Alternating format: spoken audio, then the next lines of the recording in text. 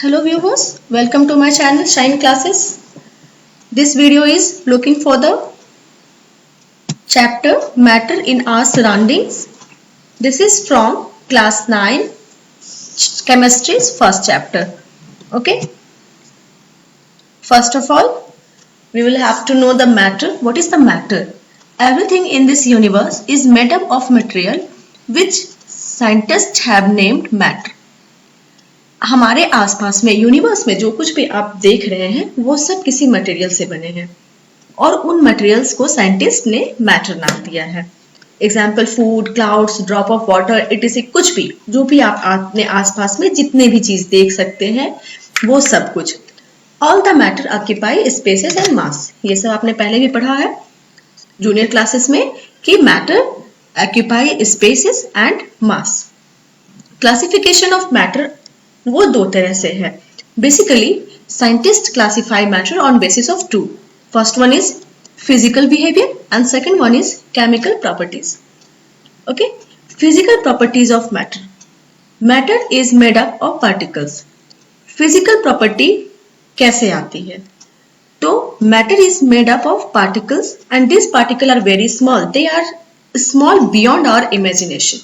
जिस पार्टिकल से मैटर बने हैं वो उनकी फिजिकल प्रॉपर्टीज को डिफाइन करती है और वो पार्टिकल इतने स्मॉल होते हैं जिसे ना हम अपने सिंपल आईज से देख सकते हैं और ना ही उसके इमेजिनेशन कर सकते हैं कि वो कितने छोटे होंगे. Okay, characteristic of particle of matter. Characteristic क्या है उनकी? Particles of matter have spaces between them. जिस भी पार्टिकल से मैटर बना हो वो उनके बीच में एक स्पेस होता है. Particle of matter are continuously moving. वो पार्टिकल्स कंटिन्यूअसली मूव करते रहते हैं. Particle of matter attract each other. और पार्टिकल एक दूसरे को अट्रैक्ट करते हैं. एक्टिविटी 1 में मैंने दिखाया है कि वाटर और साल्ट को घोलना, डिसॉल्व होना है. एक बीकर में आप वाटर ले लीजिए और फिर उसमें 1 स्पून सॉल्ट डालकर उसे तब तक चलाइए जब तक कि वो सॉल्ट वाटर में डिसॉल्व ना हो जाए. डिसॉल्व होने का रीजन क्या है? रीजन ये है कि पार्टिकल ऑफ सॉल्ट वाटर के पार्टिकल के बीच में जो स्पेसेस है उसमें वो अपना जगह बना लेते हैं. ओके, सेकेंड एक्टिविटी दिखा रहा है मूवमेंट ऑफ पार्टिकल्स, कि पार्टिकल की मूवमेंट कैसे है. एक्टिविटी 3 में एक आयरन बॉल है, एक चॉक पीस है. हैमर से उस पे हम प्रेस करेंगे थोड़ी जो ज्यादा ताकत लगाकर, तो आप देखेंगे कि चॉक पीस टूट गया है और आयरन बॉल टूटता नहीं बल्कि वो एक प्लेस से दूसरे प्लेस में चला जाता है. मूवमेंट हो जाती है. ये क्यों होता है ये हम आगे देखते हैं. States of matter. Due to variation in characteristic of particle of matter, there are 3 states of matter. आप जूनियर क्लासेस से पढ़ते आए हैं कि कैरेक्टरिस्टिक ऑफ मैटर की वजह से ही मैटर के स्टेट जो होते हैं वो 3 तरह के होते हैं. That is solid, liquid, gas. जिसका रीजन क्या है? Variation in characteristic of particle. Particle की कैरेक्टरिस्टिक जो अभी मैंने आपको बताया, उनकी कैरेक्टरिस्टिक क्या है? उनके पार्टिकल के बीच में स्पेसेस होना, उन पार्टिकल एक दूसरे को अट्रैक्ट करते हैं और पार्टिकल मूवमेंट में रहते हैं. किसी भी वस्तु को आप देख रहे हो, जिस चीजों से बने हैं वो पार्टिकल मूवमेंट करते हैं. तो इस कैरेक्टरिस्टिक के बेसिस पे ही solid, liquid and gases 3 state of matter मिलते हैं हमें यूनिवर्स में. तो आप देख रहे हैं यहाँ सबसे पहले सॉलिड. सॉलिड में जो पार्टिकल्स आपको दिखाई दे रहे हैं वो बहुत ही कंपैक्टली एक दूसरे को अट्रैक्ट करते हुए सॉलिड फॉर्म तैयार कर रहे हैं. ओके, इन पार्टिकल के बीच में स्पेस नहीं है, मूवमेंट भी इस वजह से कम होती है. बट लिक्विड के पार्टिकल्स में आप देख रहे हैं कि इनके बीच में स्पेसेस है और स्पेस होने की वजह से ये मूवमेंट में रहते हैं और इनके बीच का अट्रैक्शन सॉलिड के पार्टिकल के अट्रैक्शन से थोड़ा कम होता है. और वहीं आप थर्ड पिक्चर में देखिए गैसेस के पार्टिकल बहुत ही अधिक दूरी पर है और उनके बीच में स्पेसेस ज्यादा होने की वजह से उनके पार्टिकल, गैस के पार्टिकल ज्यादा मूवमेंट में रहते हैं और उनके बीच का अट्रैक्शन कम होता है। कुछ एग्जाम्पल्स मैंने यहाँ लिखे दिए हुए हैं। द 3 स्टेट्स ऑफ मैटर में सॉलिड, आप भी अपने आसपास की चीजों को देख करके उसे सॉलिड, लिक्विड और गैसेस के फॉर्म में क्लासिफाई कीजिए, उसके शॉर्टिंग करके देखिए कि कौन कौन सी ऐसी चीज है आपके घर में, आपके आसपास में जो सॉलिड है, कौन सी चीज लिक्विड है और कौन सी गैसेस फॉर्म में है। सॉलिड, लिक्विड, गैसेस, इन तीनों के बीच का डिफरेंसेस देखते हैं। Definite shape and volume. Solid के शेप डिफिनिट होते हैं और वॉल्यूम भी डिफिनिट होते हैं। Liquid do not have definite shape but definite volume. Liquid के वॉल्यूम डिफिनिट होते हैं बट शेप डिफिनिट नहीं होते हैं। जैसे वाटर, आप इसे ग्लास में लेंगे तो ग्लास के शेप का होगा, आप उसको घड़े में रख दो तो घड़े के शेप का हो जाता है, वाटर बोतल में लेते हैं तो वो बॉटल की शेप का हो जाता है। So liquid have not a definite shape. Gas don't have definite shape and volume. ना ही उसके गैसेस के शेप डिफिनिट है और ना ही वॉल्यूम डिफिनिट है। Solid particles are compactly arranged. Solid के पार्टिकल एक दूसरे से कंपैक्ट से अरेंज्ड हो जाते हैं, बिल्कुल पास पास। Liquid particle are less compactly arranged. Less compactly arrange होने की वजह से वो पार्टिकल के बीच में, लिक्विड पार्टिकल के बीच में स्पेसेस होते हैं। Gas particle are loosely arranged. Loosely arrange, जैसे मैंने प्रीवियस पिक्चर में आपको दिखाया, गैस के पार्टिकल बहुत ही अधिक दूरी पे होते हैं, उनके बीच का स्पेसेस ज्यादा होता है और इसी वजह से उनमें मूवमेंट होती है और इसलिए वो गैसेस फॉर्म में होते हैं। Negligible compressible. सॉलिड बहुत निग्लिजिबल कंप्रेसिबल होते हैं, उन्हें कंप्रेस नहीं किया जा सकता है। Liquid are medium compressible, medium तरीके से कंप्रेस हो सकता है। And gases are highly compressible. जैसे एक बलून जिसमें गैस भरा हो, आप उसको कंप्रेस कर सकते हो। Okay. Rigid break if force is applied. आप देखेंगे कि सॉलिड रिजिड होते हैं शेप में, अगर उसमें फोर्स अप्लाई किया जाए तो वो टूट जाता है।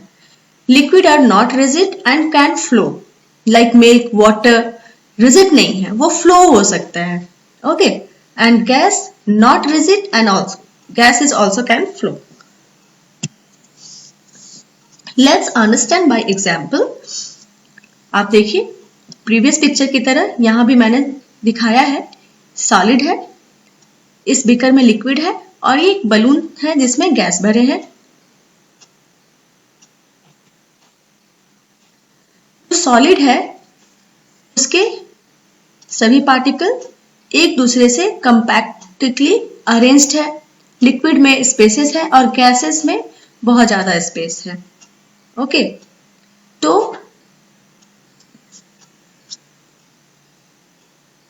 जब पार्टिकल जब कंपैक्टली होते हैं, एक दूसरे के बीच में स्पेस नहीं होता, तो उसकी काइनेटिक एनर्जी बहुत कम होती है और जैसे जैसे स्पेसेस बढ़ते हैं, क्योंकि मूवमेंट भी बढ़ती है पार्टिकल के बीच में, तो काइनेटिक एनर्जी भी बढ़ती है और इस वजह से सॉलिड में काइनेटिक एनर्जी बहुत कम होता है, फिर लिक्विड में उससे थोड़ा ज्यादा और गैस में सब मैक्सिमम काइनेटिक एनर्जी गैस में होते हैं।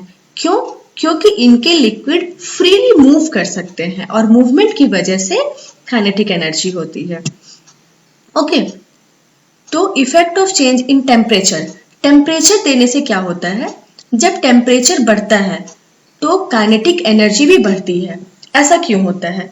जब हम सॉलिड में टेम्परेचर देते हैं या फिर लिक्विड में टेम्परेचर इंक्रीज करते हैं, तो सॉलिड लाइक आइस क्यूब, उनके पार्टिकल्स में मूवमेंट आ जाती है और मूवमेंट, जब काइनेटिक एनर्जी बढ़ती है, मूवमेंट की वजह से काइनेटिक एनर्जी बढ़ती है और इस वजह से वाइब्रेशन ऑफ पार्टिकल्स बढ़ते हैं। काइनेटिक एनर्जी बढ़ने से पार्टिकल्स की मूवमेंट बढ़ती है जिसकी वजह से वाइब्रेशन बढ़ती है और टेम्परेचर की वजह से ही उनके बीच में जो फोर्स ऑफ अट्रैक्शन होता है पार्टिकल के बीच का वो कम होने लगता है, ओके, और मूवमेंट ऑफ पार्टिकल बढ़ता है। और यही वजह है कि solid melts and liquid boils. Solid melt होकर के लिक्विड में चेंज हो जाते हैं और लिक्विड बॉयल होकर गैसेस फॉर्म में चेंज हो जाते हैं, ओके। टेम्परेचर बढ़ने की वजह से काइनेटिक एनर्जी बढ़ती है, काइनेटिक एनर्जी की वजह से वाइब्रेशन ऑफ पार्टिकल बढ़ते हैं और पार्टिकल्स के बीच का फोर्स ऑफ अट्रैक्शन घटता है, कम होता है, और इसी वजह से मूवमेंट ऑफ पार्टिकल बढ़ती है। और जैसा कि आपने देखा कि मूवमेंट ऑफ पार्टिकल सॉलिड से ज्यादा लिक्विड में और लिक्विड से ज्यादा गैसेस फॉर्म में होती है। तो जब सॉलिड में टेम्परेचर इंक्रीज किया जाएगा तो वो मेल्ट होकर लिक्विड में चेंज हो जाता है, और लिक्विड में अगर टेम्परेचर बढ़ाया जाता है तो लिक्विड चेंज, इसका स्टेट चेंज होकर गैसेस फॉर्म में बदल जाता है। The temperature at which solid melt to become a liquid at the atmospheric pressure is called melting point। जिस टेम्परेचर पे सॉलिड मेल्ट होकर लिक्विड के फॉर्म में चेंज जाता है और एटमॉस्फेरिक प्रेशर में उसे हम लोग मेल्टिंग पॉइंट कहते हैं। The process of melting point is change of solid into liquid state, also known as fusion, और इसे हम फ्यूजन भी कहते हैं। फ्यूजन इस वजह से क्योंकि पार्टिकल के बीच में डिस्टेंस आ रहा है, उनके बीच में एक काइनेटिक एनर्जी आ रही है, और इस वजह से change of solid into liquid state is known as fusion, okay. The amount of heat energy that is required to change 1 kg of solid into liquid at atmospheric pressure at its melting point is known as latent heat of fusion। 1 kg solid को atmospheric pressure में, atmospheric pressure कहने का मतलब room temperature, आपका जो real pressure है atmosphere का, उस प्रेशर में 1 kg सॉलिड को मेल्टिंग पॉइंट तक लाने के लिए जितने भी हीट की जरूरत पड़ती है उसे हम लेटेंट हीट ऑफ फ्यूजन कहते हैं, okay. Latent heat of fusion. The temperature at which liquid start boiling at atmospheric pressure is called boiling point। जितने टेम्परेचर में लिक्विड बॉईल करना शुरू करता है एटमॉस्फेरिक प्रेशर में, वहां प्रेशर का हम लोग कोई जिक्र नहीं कर रहे हैं, प्रेशर को चेंज नहीं करना है, बस टेम्परेचर चेंज करना है, टेम्परेचर को इंक्रीज करना है, और जिस टेम्परेचर में आकर लिक्विड बॉईल होना शुरू होती है उसे बॉइलिंग पॉइंट कहते हैं। द पार्टिकल ऑफ स्टीम और water vapour observe more energy than water, it is called latent heat of vaporization, okay। water observe करता है जितना भी एनर्जी उसे वेपराइज होने में बॉइलिंग पॉइंट के बाद, उसे हम latent heat of vaporization कहते हैं, ओके। यहां मैंने पिक्चर से भी समझाया है। फर्स्ट टाइम टेम्परेचर, ये जो लाइंस दिख रहे हैं आपको वो टेम्परेचर है, टेम्परेचर इंक्रीज हो रही है जब हमारे पास एक मैटर सॉलिड फॉर्म में है, सॉलिड स्टेट में। टेम्परेचर इंक्रीज होते होते एक स्टेट जब आता है जहां वो बॉईल होना मेल्ट होना शुरू हो जाते हैं सॉलिड, उस टेम्परेचर को लेटेंट हीट ऑफ फ्यूजन कहते हैं, ओके। फिर जब तक पूरी तरह से वो लिक्विड फॉर्म में चेंज ना हो जाए तब तक टेम्परेचर हमारा सेम रहता है। लिक्विड फॉर्म से गैसेस फॉर्म में वेपराइजेशन में आने में थोड़ा टाइम लगता है, और उस टाइम पे जो भी हीट दिया जाता है वो प्रिजर्व रहता है, उसे ही लेटेंट हीट ऑफ फ्यूजन कहते हैं। फिर टेम्परेचर उस मैटर का बढ़ता है, वहां पे इंक्रीज होती है, और बाद में लिक्विड वेपराइज होने लगता है, और इसे कहते हैं latent heat of vaporisation. Vaporisation a change of state directly from solid to gas without changing into liquid state or vice versa is called sublimation। अभी मैंने जो आपको पिछले ये में दिखाया पिक्चर में, इसमें टेम्परेचर बढ़ रहा है और हीट सप्लाई की वजह से तो सॉलिड लिक्विड में चेंज होता है, लिक्विड गैस में चेंज होता है।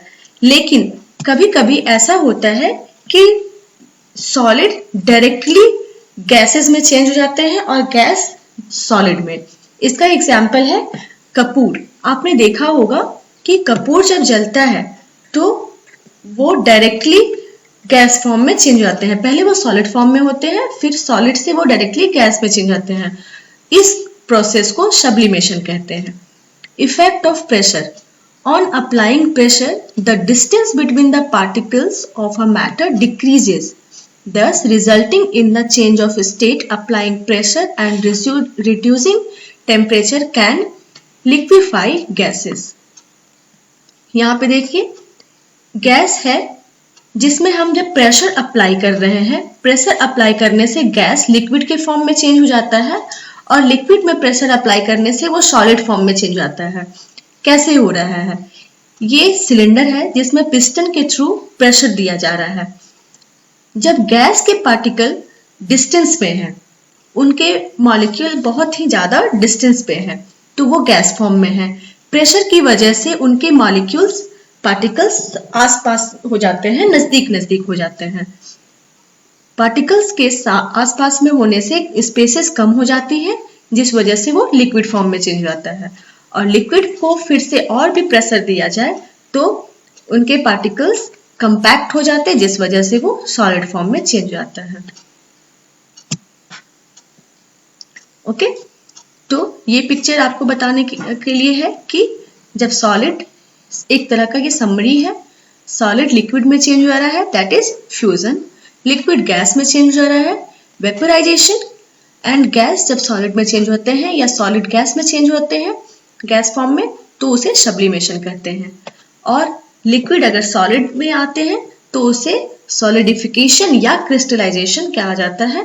और लिक्विड जब गैस फॉर्म में आते हैं तो वेपोराइजेशन, और गैस जब लिक्विड फॉर्म में जाते हैं तो कंडेंशन कहते हैं। Okay, evaporation, the phenomena of change of a liquid into vapors at any temperature below its boiling point is called evaporation. Liquid का वेपर में चेंज होना किसी भी टेम्परेचर में below it's boiling point evaporation कहलाता है। बॉइलिंग पॉइंट से पहले किसी भी तरह से जब लिक्विड गैस में चेंज हो जाता है तो इसे इवेपोरेशन कहते हैं। Rate of evaporation increases. Evaporation कैसे इंक्रीज होता है? Increase in surface area. Increase in surface area, ये आप देखेंगे कि अगर घर में कहीं पर पानी गिरा हो, ओके, अब आप उस पानी को वैसे ही छोड़ दीजिए तो आप देखेंगे कि इवेपोरेशन होने में, उस वाटर को इवेपोराइज होने में बहुत टाइम लगेगा। फिर अगर आप उसी पानी को फैला दीजिए पूरे फ्लोर पे, उसे किसी भी तरह से फैला देते हैं तो देखेंगे कि इवेपोराइजेशन जल्दी हो रहा है, वो पानी वाटर वेपर में जल्दी चेंज हो रहा है। ये क्यों होता है? उनकी सरफेस एरिया को इंक्रीज करने से। और यही एग्जाम्पल आप कपड़े जो मम्मी फैलाती है उसमें भी देख सकते हैं कि कपड़ों को बहुत ही अच्छे से सीधे करके फैलाया जाता है ताकि वो जल्दी से इवेपोराइज हो जाए उसमें से वाटर और वो कपड़े सूख जाए। इंक्रीज ऑफ टेम्परेचर, जब टेम्परेचर बढ़ाया जाता है तब भी इवेपोरेशन इंक्रीज होती है। इसके भी एग्जाम्पल है कि ठंडे के मौसम में या बारिश के सीजन में जब सनलाइट नहीं होती है तब कपड़े बहुत देर से सूखते हैं, और गर्मी के दिन में, समर डे में कपड़े जल्दी सूख जाते हैं। Decrease in humidity, same example, rain season में कपड़ों का सूखना थोड़ा मुश्किल होता है और वही समर डे में आसान होता है। इंक्रीज इन विंड स्पीड, जब तेज हवा चल रही हो, ये भी आप देख सकते हैं, जब फैन चल रहा होता है तो घर में लगा हुआ पोछा जल्दी सूख जाता है, वेपोराइज हो जाता है। और जब अगर फैन ना चल रहा हो, विंड स्पीड ना हो, तो देर से सूखता है। कपड़े सुखाने में भी अगर हवा तेज चल रही हो तो कपड़े जल्दी सूख जाते हैं। इस तरह के बहुत सारे एग्जाम्पल्स आपको अपने डेली लाइफ में आसपास ही इवेपोराइजेशन के दिख जाएंगे। इसे समझना बहुत मुश्किल नहीं है। एप्लीकेशंस ऑफ इवेपोराइजेशन है। एप्लीकेशन जैसे मैं दिखा रही हूँ इस पिक्चर में भी, कपड़े सुखा रहे हैं यहाँ पे। Deodorant, cooling of deodorant on hand. कभी आपने ये फील किया होगा कि अगर आप डिओड्रेंट को हैंड में लेते हो तो वो एक तरह का कूलिंग सा एसेंस देता है, ठंडा सा फीलिंग आता है। ऐसा क्यों होता है? क्योंकि डिओड्रेंट जब हम हाथ में लेते हैं तो हमारे पाम की एनर्जी को वो ऑब्जर्व कर लेता है और पाम की एनर्जी को लेकर वो इवेपराइज हो जाते हैं। इस वजह से हमारा हाथ ठंडा हो जाता है, क्योंकि एनर्जी जब निकल गई हमारे पाम से, टेम्परेचर वो इवेपोरेशन में चला गया तो हमारा पाम ठंडा हो गया। इवेपोरेशन कॉज कूलिंग, जैसे किसी आप केटली में गर्म पानी रखो और फिर आप देखेंगे कि वो थोड़ी देर में अपने आप ही ठंडा हो जाता है, इसकी भी वजह इवेपोराइजेशन है। फिर आपने देखा होगा कि ग्लास में अगर आइस क्यूब डाला हुआ हो तो ग्लास के आसपास में ड्रॉपलेट्स आ जाते हैं। वो क्यों आते हैं? क्योंकि जो आइस है उसके आसपास में कांटेक्ट में आने वाले जो भी एटमॉस्फेयर में जो वाटर ड्रॉपलेट है, जो वेपराइजेशन फॉर्म में होते हैं, जो वेपर फॉर्म में होते हैं, गैसेस फॉर्म में, वो उसके कांटेक्ट में आने की वजह से एनर्जी लूज करते हैं और फिर वो ग्लास के आसपास में ड्रॉपलेट के फॉर्म में आ जाते हैं। Okay, so that's it for this video. I hope कि आपको समझ में आया होगा। Thank you so much.